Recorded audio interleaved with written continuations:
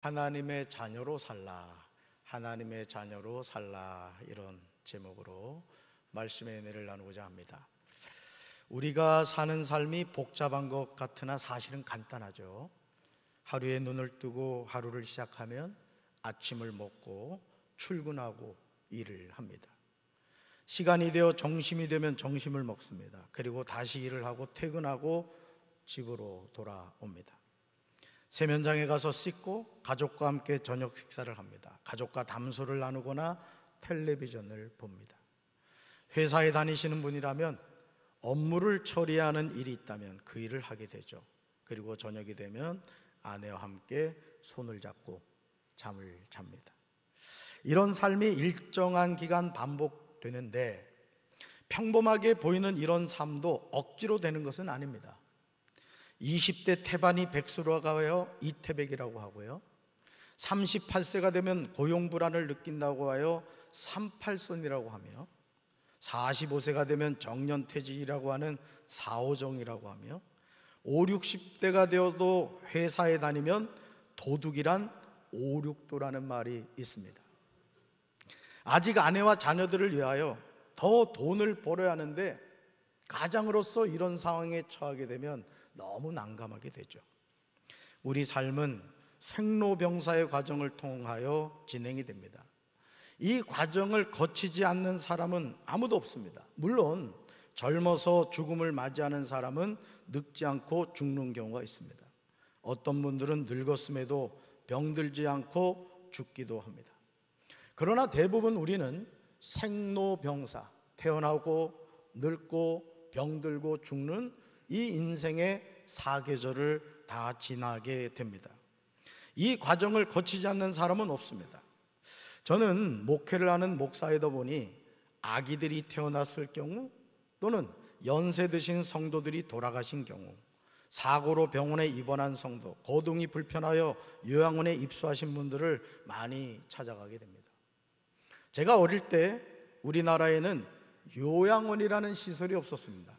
아마 여기 계신 우리 장로님들, 권사님들 요양원이라는 낱말을 들어보지 못하셨죠? 그런데 지금 수년 내에 아이들이 태어나지 않으니까 유치원이 다 뭐로 바뀌고 있어요? 요양원으로 바뀌고 있는 걸 보게 되죠. 그런데 이제 아이를 낳지 않아 이런 상황이 계속 일어나고 있습니다. 마을에서 아기 울음소리가 사라진 마을이 너무 많습니다. 저희 교회 우리 박용선 장로님, 우리 손녀딸이 대전에서 매주 저희 교회를 나오는데 제가 우리 성도들한테 그럽니다. 울어도 가만둬라. 울음소리가 복음이다. 제가 그런 얘기를 합니다. 아이들의 울음소리가 사라진 마을, 그런 동네가 너무 많아졌죠. 학교가 폐교되는 일이 비일비재합니다. 심지어 서울에서도 학교가 폐교되기도 합니다. 한 사람의 생애가 산부인과에 태어나서 요양원으로 마치는 것이 요즘 대부분의 사람에게 주어진 생애 주기입니다. 그런데 여기서 우리는 중요한 질문을 해야 됩니다. 바로 이 질문이에요. 과연 사람은 죽음으로 인생이 끝나는가? 저는 올해 성역 30년이 되었습니다. 강원도 영월 아주 산골짜기, 강원도 영월군 영어로 거운리 장화동 아주 산골에서 태어났어요. 어린 시절부터 저는 목사님이 되는 게 저의 유일한 꿈이었습니다. 그래서 하루에 세끼 밥을 먹을 때마다 하나님 아버지, 저 목사님 되게 해주세요. 이게 저의 기도 제목이었습니다. 그리고 목사가 되었고 목회를 하다 보니 어느덧 30년 목회를 하고 있습니다. 남부연에서 감리교 마크로 만들어진 금배지를 선물로 받았습니다. 그런데 목회하면 할수록 제가 절실하게 느끼게 되는 점이 있어요. 바로 이거예요. 예수님을 잘 믿고 천국 가는 거예요. 한번 따라해 주실까요? 예수님을 잘 믿고 천국 가자. 그렇다면 허물과 죄로 죽어있는 우리가 죄사함을 받고 하나님의 자녀가 되어 천국에 가는 비결이 무엇일까요? 에베소서 2장 1절에서 바울은 우리의 영적인 실상을 정확하게 언급하고 있습니다. 여러분이 신앙생활하면서 우리 목회자들도 마찬가지지만 우리 장로님들, 권사님들이 매일 해야 되는 일이 있습니다. 그것은 성경을 읽는 것이고 기도하는 거예요. 오랫동안 신앙생활 하다 보면은 우리가 뭘 놓치게 되느냐? 신앙의 기본을 자꾸 놓치게 됩니다. 주일날 강단에서 담임 목사님이 선포하는 그 말씀을 사모하며 들어야 되는데 그 말씀에 대한 기대감이 없고 그 말씀을 평가하려고 합니다. 오늘은 C학점, 오늘은 D야, 오늘은 F야, 와 오늘은 A인데 앉아서 말씀을 평가하려고 하죠. 저는 우리 남부연의 우리 사랑하는 평신도 여러분들이 말씀을 평가하는 성도가 아니라 말씀을 사모하고 그 말씀을 아멘으로 받아들이셔서 매주마다 강단에서 여러분이 섬기는 교회 담임 목사님들이 말씀을 전하실 때 그 말씀이 여러분의 심령 골수를 쪼개고도 남는 능력의 말씀 되기를 주님의 이름으로 축원합니다. 우리 목사님들이 착각하는 것 가운데 하나가 있어요. 저부터도 아멘 소리가 크면 자기가 설교 되게 잘하는 줄 알아요. 근데 압니다. 말씀을 전하는 목사들도 오늘 내가 말씀에 은혜가 있었는지 없었는지 자기 죄를 자기가 알렸다. 특히나 같이 사는 사모들이 말이죠, 설교를 죽쓰고 집에 들어간 날은 시베리아 바람이 막 휑휑 붑니다. 그래서 저도 야당인 아내하고 지금 30년을 같이 살고 있는데 하도 그래가지고 제가 시험 들어가지고 저희 김영심 사모한테 그랬습니다. 여보, 말을 할 때도 지혜가 필요해. 불만족스러운 게 있더라도 그래도 10가지 가운데 한 가지는 칭찬할 게 있지 않겠느냐. 그러면은 칭찬부터 해라. 없으면 야 여보 오늘 당신 2대8 머리 잘 나왔어. 그리고 나서 9가지를 조져라. 근데 남자들은 단순해서요, 칭찬 들은 것만 기억하지 그 이후에 나오는 건 잘 모릅니다. 우리 남자분들 그렇죠? 별로 안 그러신 모양이네. 저는 그렇습니다. 저는. 여러분, 우리는 누구든지 여러분 이 세상을 살면서 이 천국 가는 비결, 허물과 죄로 죽어있는 우리가 천국 가는 비결이 무엇일까를 알아야 되는데, 여러분 에베소서 2장 1절에 이렇게 말씀하고 있죠. 우리 에베소서 2장 1절 같이 읽습니다. 그는 허물과 죄로 죽었던 너희를 살리셨도다. 아멘. 여러분 여기서 그는 누구예요? 예수님이죠. 예수님이 허물과 죄로 죽었던 죄진이를 뭐 했다고요? 살리셨다는 거예요. 우리 모두는 그 하나님의 은혜를 받은 존재들이죠. 사랑하는 우리 남부연의 평신도 여러분, 이 세상에 사는 누구든지 예수님을 믿기 전에 허물과 죄로 죽었던 존재임을 잊지 말아야 돼요. 이 세상에서 법 없이 살 수 있는 사람은 아무도 없습니다. 우리는 도저히 소망이 없는 흉악한 죄인이었어요. 그래서 우리가 기도하지 않고 말씀의 자리를 가까이 하지 않고 예배 생활을 등한히 하면 우리 속에 있는 죄성이 스물스물 올라옵니다. 그리고 성령이 나의 삶을 지배해야 되는데 마귀가 내 삶을 막 지배하기 시작해요. 여러분, 성령의 열매를 맺는 여러분 되길 주님의 이름으로 축원합니다. 바울은 이런 허물과 죄로 죽었던 우리를 살리셨다고 강조합니다. 그렇다면 누가 허물과 죄로 죽었던 우리를 살리셨을까요? 요한복음 1장 12절과 13절은 이 질문에 관하여 대답하고 있어요. 죄인이 사는 유일한 길입니다. 아마 우리 장로님들은 다 암송하고 계신 말씀이에요. 같이 읽습니다. 영접하는 자, 곧 그 이름을 믿는 자들에게는 하나님의 자녀가 되는 권세를 주었으니 이는 혈통으로나 육정으로나 사람의 뜻으로 나지 아니하고 오직 하나님께로부터 난 자들이니라. 아멘. 우리는 육체가 살아있으면 내가 살아있다 이렇게 생각하죠. 하지만 사람은 영과 혼과 육으로 이루어져 있습니다. 그러므로 영이 죽은 사람은 살아있는 것 같지만 사실은 죽은 존재예요. 혼과 육이 살아있다고 산 것이 아닙니다.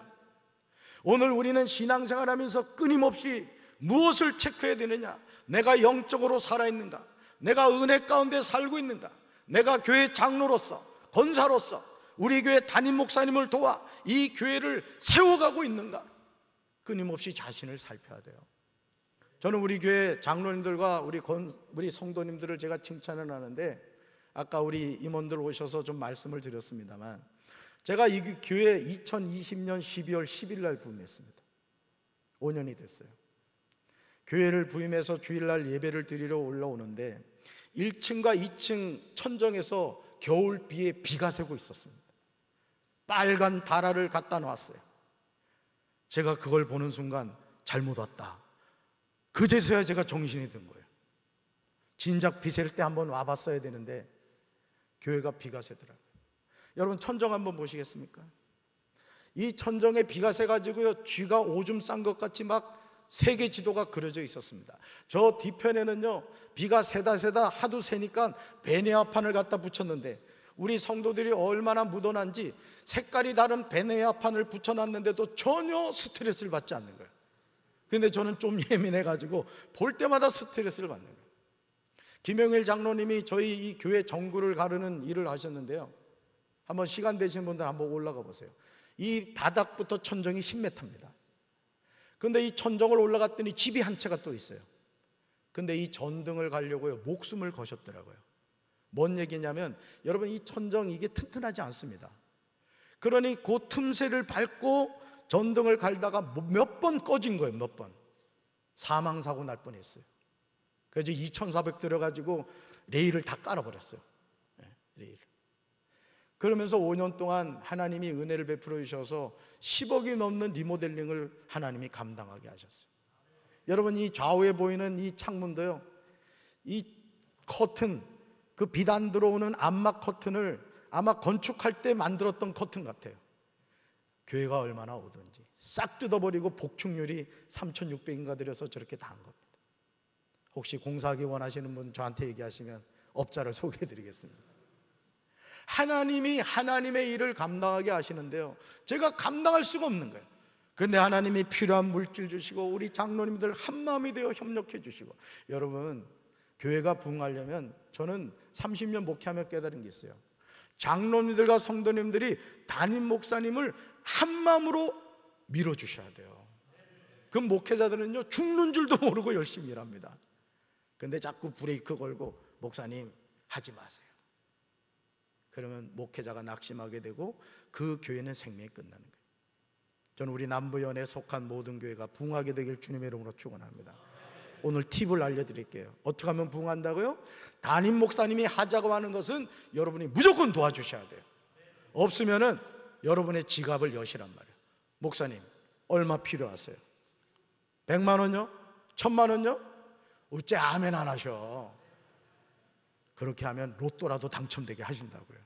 아멘이십니까? 여러분, 요한복음 8장 44절에서 예수님은 이 세상 사람들의 아비에 관해 말하고 있어요. 이 세상 사람들의 아비, 말씀 같이 읽습니다. 너희는 너희 아비 마귀에게서 났으니 너희 아비의 욕심대로 너희도 행하고자 하느니라. 그는 처음부터 살인한 자요, 진리가 그 속에 없으므로 진리에 서지 못하고 거짓을 말할 때마다 제 것으로 말하나니 이는 그가 거짓말쟁이요 거짓의 아비가 되었습니다. 아멘. 예수님은 유대인들을 향하여 너희는 너희 아비 마귀에게서 났다고 하십니다. 그러시면서 너희 아비의 욕심대로 너희도 행하고자 한다고 말씀하십니다. 그런데 이 마귀가 하는 일이 있어요. 그것은 마귀는 처음부터 살인한 자요, 진리가 그 속에 없으므로 진리에 서지 못하고 거짓을 말할 때마다 제 것으로 말한다는 거예요. 왜냐하면 그가 거짓말쟁이요 거짓의 아비가 되었기 때문이에요.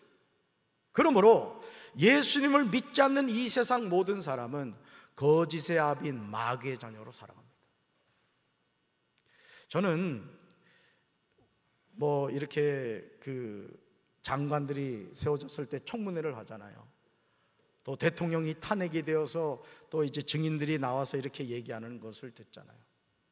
어쩌면 그렇게 거짓말을 천연덕스럽게 할 수가 있을까요? 저는 우리 교육자들한테 늘 하는 말이 있어요. 저희 교회는 부목사님이 한 분 계시고 전도사님이 4분이 계신데 뭔 얘기를 하느냐? 절대 거짓말 치지 말라고 그래요. 왠지 아십니까? 목회를 하다 보면 담임 목사님에게 어떤 상황에 있어서는 포장을 한다거나 거짓말을 해서 그 상황을 모면하고 싶은 순간이 있어요. 근데 문제는 뭐가 되는지 아십니까? 그 첫 번째 거짓말이 또 거짓말을 낳고 나중에 이 목회자는 거짓말쟁이가 돼요. 우리 장로님들도 마찬가지입니다. 교회에서 어떤 일을 하다 실수하실 수 있어요. 그랬을 때는 그것을 정직하게 얘기하시면 돼요. 여러분 잡아먹겠습니까? 볶아먹겠습니까? 저도 교육자들이 어떤 일에 실수하고 잘못했다고 하면 다음부터는 주의해서 하라고 그렇게 권면을 합니다. 우리 하나님도 마찬가지잖아요. 우리가 잘못했을 때 하나님 앞에 하나님 살려주십시오 하면 살려주지, 나가 죽어라, 성경 어디에 하나님이 그렇게 말씀하시느냐고요. 오늘 우리가 신앙생활하면서 이 거짓말의 문제가 교회 안에서 너무 많이 일어나요. 목회를 하다 보니까요, 거짓말 잘하는 장로들 많습니다. 권사 집사들은 말할 것도 없어요. 저는 여러분 섬기는 교회가 거짓의 아비 마귀가 싹 떠나게 기를 주님의 이름으로 축원합니다. 그러므로 예수님을 믿지 않는 이 세상 모든 사람은 거짓의 아비 마귀의 자녀로 살아가요. 비록 그 사람이 인격적이고 돈이 많고 높은 지위에 있고 세상에서 성공하고 주변 사람들에게 존경을 받는 사람이라고 해도 말입니다. 그렇다면 우리는 거짓의 아비인 마귀에게서 벗어날 수 있는 길이 없을까요?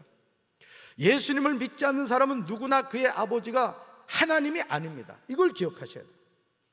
여러분, 사람은 영물입니다. 영적 존재예요. 저와 여러분도 허물과 죄로 죽었던 존재였어요. 그런데 예수님을 영접하고 그 이름을 믿음으로 말미암아 우리 죽었던 영이 어떻게 됐어요? 살아났단 말이에요. 우리 안에 이제 누가 거하세요? 성령님이 거하신단 말이에요. 하나님의 자녀가 되는 권세를 주셨단 말이에요. 그럼 하나님을 안 믿으면, 예수님을 영접하지 않으면 그 사람은 누가 지배해요? 마귀가 지배합니다. 그러니까 내 남편이 예수님을 믿지 않는다, 그 남편 속엔 누가 주인 노릇하고 있어요? 마귀가 주인 노릇하고 있어요. 이걸 우리가 분별하면 예수 믿지 않는 사람이 나를 핍박하고 나를 조롱한다 할지라도 우리는 그 사람이 마귀가 아니라 그 사람을 지배하고 있는 마귀가 그를 통해 나를 시험 들게 한다는 걸 분별할 수 있는 거예요. 할렐루야. 거짓의 아비인 마귀가 그의 아버지가 되죠. 마귀는 거짓말쟁이, 거짓의 아비예요. 그러므로 마귀는 입을 벌릴 때마다 거짓말을 밥 먹듯이 만들어냅니다. 허물과 죄로 죽은 인생이 하나님의 자녀가 되는 비결에 관하여 요한복음 1장 12절은 우리에게 명확하게 알려주고 있어요. 우리가 하나님의 자녀가 되는 길은 이 길 외에 없음을 분명히 깨달아요. 다른 길이 없어요. 하나님이 우리의 신분을 바꾸는 유일한 길이 무엇입니까? 예수님을 영접하는 자, 곧 그 이름을 믿는 자들에게 하나님의 자녀가 되는 뭘 주셨다? 권세를 주셨다는 거예요. 권세. 그런데 이 방법은 혈통으로나 육적으로나 사람의 뜻으로 나지 않아요. 말씀 같이 읽어볼까요? 오직 하나님께로부터 난 자들이니라. 아멘. 이 세상에는요, 인본주의적인 구원수단이 있고 신본주의적인 구원 방법이 있습니다. 이 세상 대부분의 종교는 인본주의적이에요. 대전 목회를 하면서 제가 늘 하나님께 기도하는 것 가운데 하나가, 주님, 제가 인본주의적인 목회하지 않게 해주세요. 신본주의 목회해 주세요. 더딘 것 같고 안 되는 것 같고 막히는 것 같아도 하나님의 방법으로 부응해야 되고 하나님의 방법으로 역사가 나타나야 되는 거예요. 꽁 잡는 게 매가 아니란 말이에요. 뭐로 가도 서울로 가는 게 중요한 게 아니란 말이에요. 우리 임 장로님이 제 목양실에 오셔서 너무 감동적인 말씀을 하셨어요. 이 준비 기도를 통해 무엇을 이루고자 하느냐라고 말씀하셨을 때 마룻바닥에서 그 흘리던 눈물을 기억한다 이거예요. 저는 저와 여러분이 눈물을 회복하게 되길 바랍니다. 여러분의 교회에서 가장 늦게까지 기도하고 정말 담임 목사님과 성도들을 위해 충고하는 우리 사랑하는 장로님들 되기를 주님의 이름으로 축원합니다. 하나님의 도움 없이도 자기 노력으로 구원을 충분히 이룰 수 있다고 생각해요. 그러나 허물과 죄로 죽은 우리가 하나님의 자녀가 되는 길은 혈통이나 육정이나 사람의 뜻으로 나지 않아요. 오직 하나님께로부터 난 자들입니다. 죄인을 구원하시는 하나님의 방법은 신비입니다. 설명할 길이 없어요. 인간의 말로는 그 어떤 미사여구를 붙인다 할지라도 설명할 수 없어요. 그러므로 바울은 하나님이 베푸시는 구원에 관하여 은혜라고 표현합니다. 더 이상 말로 설명할 길이 없다는 것이죠. 어떻게 죄인이 구원을 받을 수 있습니까? 그러나 하나님은 갈보리 십자가에서 이 역사를 이루셨습니다. 에베소서 2장 8절에서 바울은 하나님이 베푸신 구원에 관하여 이렇게 고백하고 있어요. 말씀 같이 읽습니다. 너희는 그 은혜에 인하여 믿음으로 말미암아 구원을 받았으니 이것은 너에게서 난 것이 아니요 하나님의 선물이라. 아멘. 이 선물 받게 되길 주님의 이름으로 축원합니다. 특별히 우리 장로님들과 남성계 우리 성도 여러분들의 자녀들이 믿음의 명문가를 세워가게 되기를 주님의 이름으로 축원합니다. 여러분 잘 들으십시오. 교회를 다닌다고 죄인이 구원을 받는 것이 아니에요. 내가 목사이고 장로이고 권사이고 집사에게 구원을 받는 것이 아니에요. 죄인이 구원을 받는 유일한 길은 예수님을 영접하는 거예요. 예수님의 이름을 믿는 거예요. 이 육신의 장막이 벗는 그 순간까지 예수가 길이요 진리요 생명이시라는 사실을 기억하고 겸손으로 허리를 동이고 푯대를 향하여 그리스도의 산에서 부르시는 부름의 상을 향하여 믿음으로 달려가는 거예요. 아멘이십니까? 저는 여러분들이 꼭 읽어보셔야 될 책 가운데 하나를 좀 추천해 드리면은, 저 충영교에서 목회하셨던 신성종 목사님 내가 본 지옥과 천국이라는 책이 있어요. 이 목사님이 충영교에서 목회하다가 쫓겨났어요.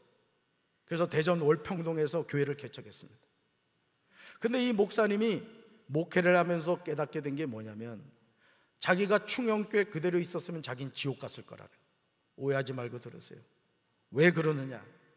원로 목사님 말 들어야 되지, 장로님들 말 들어야 되지. 하나님의 뜻은 분명히 왼쪽인데 목사님과 장로님들이 자꾸 오른쪽으로 가자고 하더라는 거예요. 그 당시에는 그게 문제가 되는 걸 모르는 거예요. 쫓겨나가지고 개척 목회를 하면서 그제서야 정말 하나님의 은혜라는 것을 깨달았다. 그렇다고 또 담임 목사 쫓아내지 마시고, 이 목사님이요 환상 가운데 천국도 가보시고 지옥도 가봤는데, 지옥을 갔더니요, 오해하지 말고 들으세요, 지옥에 장로교 총회장, 또 이거 저기 감독님들한테 고자질하면 안 돼, 감독회장, 우리로 말하면 감독, 목사, 특별히 유명한 목사, 유명한 장로 많더라는 거예요. 저는 그 책을 읽으면서 제 목회에 중요한 것이 마음에 새겨졌습니다. 담임 목사는 교회 다니는 성도들 가운데 한 영혼도 지옥 가게 하면 안 된다. 장로님 여러분들도 마찬가지죠. 담임 목사와 함께 동역한다는 것은 뭐죠? 이 구원의 방주를 통해서 생명이 자꾸 잉태가 되고 그 생명이 성장하고 성숙해가고 그 영혼이 천국을 가는 일에 우리가 아론과 훌이 되어야 될 줄로 믿습니다. 제가 깨닫는 건 그거예요. 아, 목사라고 나 천국 가는 거 아니구나, 나도 예수님 잘 믿어야 되겠구나. 날마다 저는 이런 생각을 하며 살아갑니다. 우리 남부연의 평신도 여러분들도 끝까지 내가 장로이기 때문에, 내가 모태신앙이기 때문에 나는 천국 들어갔다, 이런 교만한 생각하지 마시고 늘 겸손으로 허리를 동이고 자기 구원의 여정을 믿음으로 달려갈 수 있는 우리 모든 성도들 되기를 주님의 이름으로 축원합니다. 정말 안타까운 사실은 오늘 하나님을 떠나서 배교하는 일이 너무 많다는 거예요. 2025년 8월 12일 JTBC 사회명 기사 내용이에요. 기사 내용 그대로 인용한 겁니다. 오해하지 말고 보세요. 자, 기사면 보여주세요. 특검은 서희건설과 건진법사의 연관성도 따져보고 있습니다. 건진은 2022년 대선 당시 강남에 비밀 캠프를 운영하며 물밑에서 윤 전 대통령을 지원했습니다. 그 캠프 사무실이 바로 서희건설 사옥 11층에 있었던 것으로 확인됐습니다. 여러분, 서희건설이 어떤 건설입니까? 이봉관 회장님은요, 개신교 대표적 기독 경영인으로 꼽히는 장로예요. 저는 한 사람을 폄하하거나 매도하고자 하는 것이 아니에요. 그런데 서희건설 사옥 11층에 귀신을 섬기는 건진법사가 사무실로 사용했다는 것이 말이나 됩니까? 하나님이 가장 미워하신 것이 혼합종교예요. 여러분, 오늘 감리교단이 하나님께 회개하고 돌아가야 되는 것이 뭐냐? 교인이 100명이 모이고 1000명이 모이고 10,000명이 모이는 게 중요한 게 아닙니다. 기도원의 300용사, 하나님의 말씀에 목숨을 걸고 그 말씀에 순종하는 사람 한 명만 있다 할지라도 그 교회는 살아나게 되는 거예요. 오늘 이 준비 기도에 모인 여러분이 여러분의 섬기는 교회 그 한 사람 되기를 주님의 이름으로 축원합니다. 기도하는 한 사람이 기도하지 않는 한 민족보다 강하다고 했어요. 저는 우리 감리교단 다시 일어나게 될 줄로 믿습니다. 이 준비 기도회가 그 도화선이 될 줄로 믿습니다. 우리가 신앙생활을 하는데 신앙이 뜨겁지도 않고 차지도 않으면 하나님은 토해내십니다. 그러므로 이제 우리는 예수님을 영접하고 그 이름을 믿음으로 죄사함을 받아 구원받아야 될 줄로 믿습니다. 우리 한번 읽어볼까요? 예수님을 똑바로 믿어야 합니다. 한 번 더요. 예수님을 똑바로 믿어야 합니다. 아멘. 가슴에 손 얹겠습니다. 사랑의 주님, 남부연회를 이끌어 가시는 평신도 리더들이 오늘 강경제일교회에 모였습니다. 우리가 너무나 잘 아는 요한복음 1장 12절부터 13절 말씀으로 말씀의 은혜를 나누었습니다. 우리는 교회 다니면 다 천국 간다고 생각합니다. 그러나 천국 가는 길은 좁은 문으로 들어가는 길이라고 예수님 말씀하셨고 그 길로 들어가는 이가 많지 않다고 말씀하셨습니다. 주님, 겸손히 우리가 돌이켜 회개하며 미스바로 나아가 하나님을 다시 만나게 하시고 우리의 심령이 변화됨으로 섬기는 교회에서 담임 목사님을 도와 교회의 부흥을 일궈가는 우리 남부연의 평신도 지도자들이 될 수 있도록 주여 도와주시옵소서. 예수님 이름으로 간절히 기도합니다. 아멘.